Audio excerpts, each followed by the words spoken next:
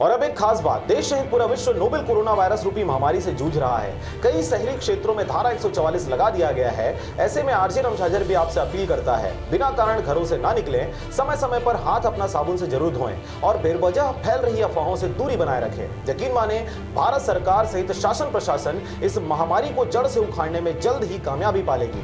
धन्यवाद। नमस्कार, आप देख रहे हैं आरजे रमझाझर। मैं हूं राजकुमार यादव। मुंगेली कलेक्टर डॉक्टर सर्वेश्वर नरेंद्र भूरे के मार्गदर्शन में जिला पंचायत के मुख्य कार्यपालन अधिकारी ने पंचायत के खातों में 87,23,000 से अधिक राशि जारी की। देखिए यह report. Collector doctor Sarveshwar Narendra भूरे के मार्गदर्शन में जिला पंचायत के मुख्य कार्यपालन अधिकारी श्रीमती नुपुर राशि पन्ना ने मूलभूत योजना के द्वितीय किस्त के रूप में जिले के 350 ग्राम पंचायतों के खातों में 87,23,000 से अधिक की राशि जारी की। इनमें जनपद पंचायत मुंगेली के 124 पंचायतों के लिए 30,50,000, जनपद पंचायत लोरमी के 133 पंचायतों के लिए 34,03,000 और जनपद पंचायत पथरिया के 93 पंचायतों के लिए 22,65,000 से अधिक की रुपए के राशि शामिल है। मुंगेली से ब्यूरो रिपोर्ट, आरजे रमझाझर।